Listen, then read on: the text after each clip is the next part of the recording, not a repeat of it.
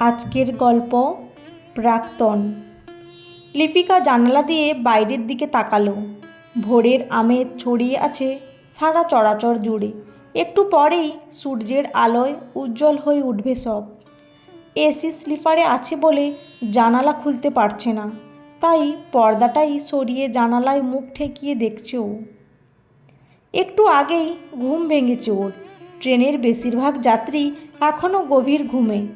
যাদের গন্তব্য এসে পড়েছে তারাই তাড়াতাড়ি উঠে পড়ে ব্যাগপত্র নামাতে শুরু করেছে বা দরজার দিকে এগিয়ে যাচ্ছে। ট্রেনের গতি কমে এসেছে, তার মানে একটু পরেই স্টেশনে ট্রেনটি গিয়ে ঢুকবে। ট্রেনের চাকা এক লাইন থেকে অন্য লাইনে সরে যাচ্ছে।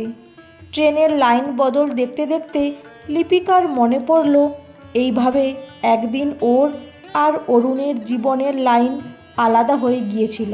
ম্যাডাম, চা।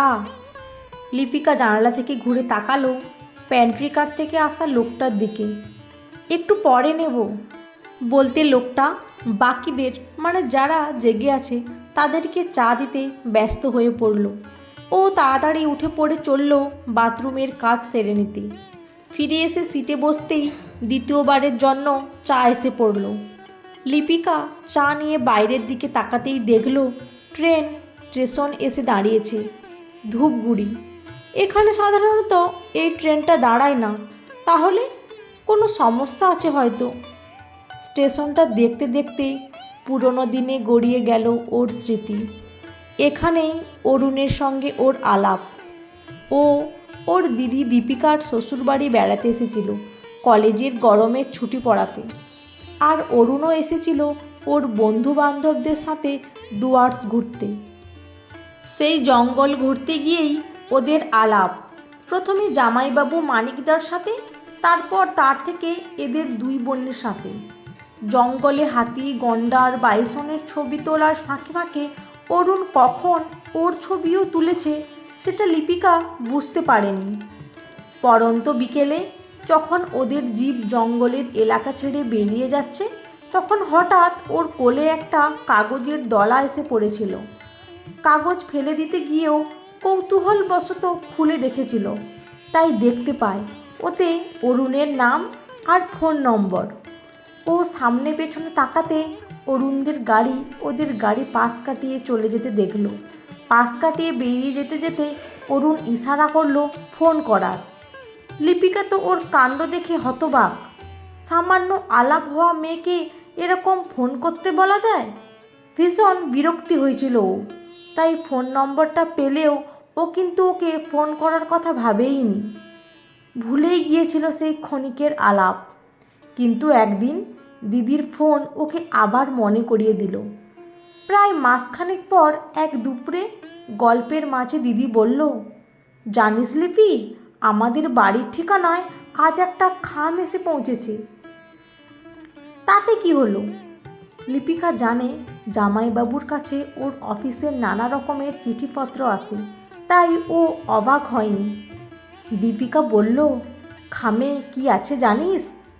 তোর ছবি। আমার? কে তুললো? আর তোদের ওখানে পাঠালো কে? দীপিকা সব বলল।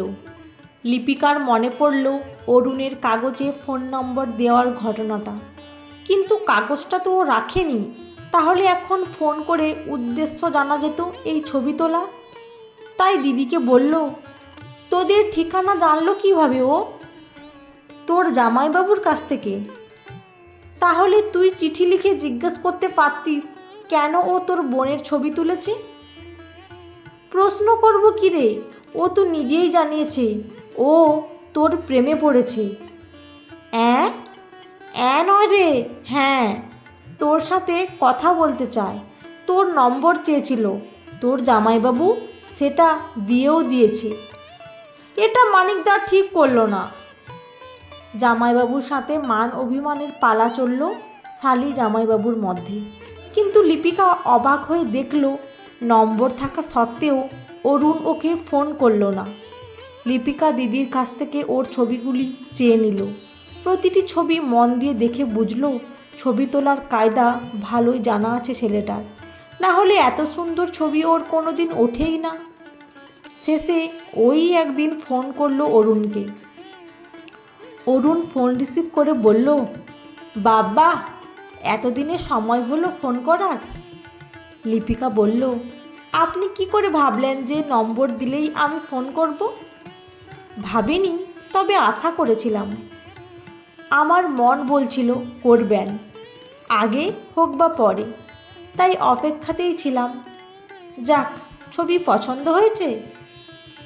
গিয়েছিলেন তো জন্তু জানোয়ারের ছবি তুলতে, আর তুললেন আমার। জঙ্গলের মাঝে ময়ূরী দেখে নিজেকে আটকে রাখতে পারিনি। ফোনালাপ এগিয়ে গেল মুখোমুখি আলাপের পর্যায়ে, তারপর প্রেমের প্রস্তাব। লিপিকা গ্রহণ করল ওর ভালোবাসা। কেউ যে ওকে এত ভালোবাসে, এতটা চোখে হারায়, এটাও কোনো দিন আগে অনুভব করেনি। আজ যখন করল, আনন্দে আটখানা হলো ও। বিয়ের প্রস্তাব দিতেও অরুণ দেরি করেনি। দুই বাড়ির সম্মতিতে বিয়ে হয়ে গেল ওদের। কিন্তু বিয়ের পর থেকে বোঝা গেল অরুণ আর ওর মধ্যে কোনো কিছুরই মিল নেই। লিপিকার খারাপ লাগলেও মানিয়ে নিতে খুব চেষ্টা করেছিল ও, কিন্তু অরুণের অনমনীয় মনোভাব ওর মানসিক যন্ত্রণা বাড়িয়েই চলল। শেষে ও সম্পর্ক থেকে বেরিয়ে আসতে বাধ্য হলো। চলে যেদিন আসে ওই বাড়ি থেকে, চোখের জলে ভেসেছিল ও, কিন্তু এটাও বুঝেছিল ছিঁড়ে যাওয়া তার জোড়া লাগে না। ট্রেন ছুটে চলেছে তার গন্তব্যের দিকে। আলিপুর দুয়ারে ট্রেন থামতে দু একটা পরিবার নেমে পড়ল, আর কয়েকজন উঠল। ওর উল্টো দিকে যাত্রীরা নেমে গেছে। ফাঁকা সিটের দিকে না তাকিয়ে আবার জানালায় মন দিল ও। জানালা দিয়ে বাইরে তাকিয়েছিল বলে ও খেয়ালই করেনি ওর উল্টো দিকে নতুন যাত্রীটিকে। স্যার, চা নেবেন? হ্যাঁ দিন। গলার আওয়াজ শুনে লিপিকা ঘুরে তাকালো নতুন সহযাত্রীর দিকে, আর ঘুরতেই চোখাচোখি হয়ে গেল সহযাত্রীর সাথে। অরুণ? ও চোখ ঘুরিয়ে নেবে নাকি কিছু বলবে নাকি বলবে না ঠিক করে উঠতে পারল না। অরুণই প্রথম বলল, কেমন আছো? ওর সহজভাবে প্রশ্ন করার ফলে লিপিকাও খানিক সহজ হয়ে উত্তর দিল, ভালো। তুমি? আছি একরকম। তারপর চায়ে একটু চুমুক দিয়ে বলল, যাচ্ছ কোথায়? আগরতলা, দিদির বাড়ি। মানিকদা এখন ওখানে চাকরি করছেন। তুমি? বেড়াতে যাচ্ছি, আপাতত আসাম। আমার সেই যাযাবর স্বভাবটা রয়েই গেছে, বাড়িতে মন না বসলেই বেরিয়ে পড়ি। শুনেছিলাম বিয়ে করেছো, তোমার স্ত্রী সন্তান এরা বেরোয় না তোমার সাথে? না, মলি একটু বেশিই ঘরকুনো, ওর এত ঘোরাঘুরি ভালো লাগে না। তাছাড়া টুকু, আমাদের মেয়ে, এখন স্কুলে যাওয়া শুরু করেছে, তাই ওদের নিয়ে সেরকম বেরোনো হয় না। খানিক থেমে আবার বলল, তোমার সম্পর্কে কিছু বললে না তো, তোমার স্বামী সংসার সম্পর্কে? লিপিকা একটু হাসল, তারপর বলল, এখনও বিয়ে করিনি। কারণ জিজ্ঞেস করতে পারি কি? হ্যাঁ, একজনের কাছে ঘা খাওয়ার পর আর ইচ্ছেই রইল না সংসার করার। ও আচ্ছা। লিপিকা বলল, তবে দিদি জামাইবাবু তো এখনও আমার অভিভাবক। ওরা আবার পড়েছেন আমার বিয়ে দেওয়ার জন্য। জামাইবাবুর পরিচিত একজনের সাথে আমার আলাপ করাতে চান। ওই ছেলে নাকি জামাইবাবুর ওখানেই চাকরি করে। আমাদের সম্পর্কে ওদের বলেছে, ছেলের নাকি কোনো আপত্তি নেই বিয়ে ভাঙা মেয়েকে আবার বিয়ে করতে। আমার কোনো ইচ্ছেই ছিল না, কিন্তু বাধ্য হয়ে যেতে হচ্ছে। তোমার দিদি জামাইবাবু তো তোমার ভালোই চাইবেন, তাই না? তা তোমার দিদির ছেলে মেয়ে কত বড় হলো? ছেলে ক্লাস 7 আর মেয়ে ক্লাস 4। গল্পে গল্পে সময় কেটে গেল। আসাম মেল এসে পৌঁছলো তার গন্তব্যে। লিপিকা স্টেশন থেকে বেরিয়ে গাড়ি খুঁজল। মানিকদার আসার কথা। মানিকদা যদি না আসতে পারে তাহলে ওর গাড়ি আসবে। চোখে পড়ল মানিকদাই দাঁড়িয়ে আছে। ওকে দেখতে পেয়েই বলল, এসো হে সালি সাহিবা। আর বলতে বলতেই চোখে পড়ল অরুণের ওপর। ওকে দেখে বলল, কি হে, কেমন আছো? মোটামুটি। আর তুমি? ভালো, কিন্তু এখন তো তোমার মন ভালো হয়ে যাওয়ার কথা, তাই নয় কি? বেড়াতে এসেছো? হুম। লিপিকা দুজনের কথোপকথন শুনল, কিন্তু বলল না কিছুই। ওর মনে শুধু একটাই প্রশ্ন, কিভাবে মানিকদার সাথে অরুণের এখনও সম্পর্ক টিকে আছে, ওর সাথে এত কিছু হয়ে যাবার পরও। এরপর দুজনে গাড়িতে উঠে পড়ল অরুণের কাছ থেকে বিদায় নিয়ে। বাড়ি পৌঁছে দিদির সাথে গল্প, খাওয়া দাওয়া, সময় বেশ কেটে গেল প্রথম দিনটা। পরের দিন মানিকদা বলল, সালি সাহেবা, আজ আমাদের বাড়িতে একজন আসবে, তোমার সাথে আলাপ করাবো, তৈরি থেকো, বলে চলে গেল অফিসে। লিপিকার খুব একটা ইচ্ছে না থাকলেও বিকেলে তৈরি হলো দিদির ঠেলায়। সন্ধ্যার মুখে মুখে জামাইবাবুর গাড়ি ফিরল অফিস থেকে। বাইরের ঘরে বসেই ওরা দুই বোন টিভি দেখছে। এমন সময় মানিক আর তার বন্ধু এসে ঢুকলো বাড়িতে। লিপিকা অবাক হয়ে দেখল মানিকদার সাথে অরুণ। ও ভারী অবাক হয়ে গেল। ও বলেই ফেলল, এই আপনার অফিসের বন্ধু? এর সাথে আপনি আমার আলাপ করাতে চান?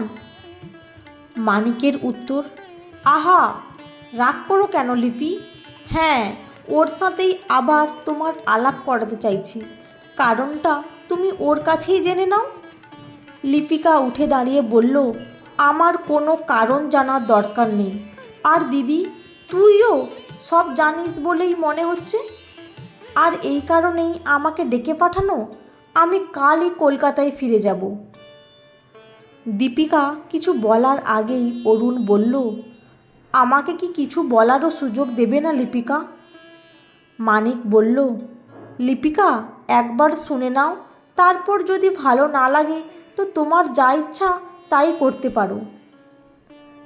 দীপিকা বলল, তোমরা কথা বলো, আমরা আসছি। অরুণ বলল, আমি জানি লিপি, আমি ভীষণ অন্যায় করেছি। যা করেছি তা আমার সাথে হলে আমিও তোমার মতোই বলতাম। যখন তুমি ছিলে তখন তোমাকে না বুঝলেও তুমি যেই চলে গেলে তখন তোমার অভাববোধ ভীষণভাবে অনুভব করতাম। প্রথম কয়েকটা মাস যে কী দুঃসহ কেটেছে তোমায় সেটা বলে বোঝাতে পারবো না। কিন্তু আমি জানি তুমিও সেই একই কষ্ট পেয়েছো। অনেক ভেবে দেখলাম জানো, কিন্তু তুমি ছাড়া আমি অচল। আজ ক্ষমা চাওয়ারও মুখ নেই আমার।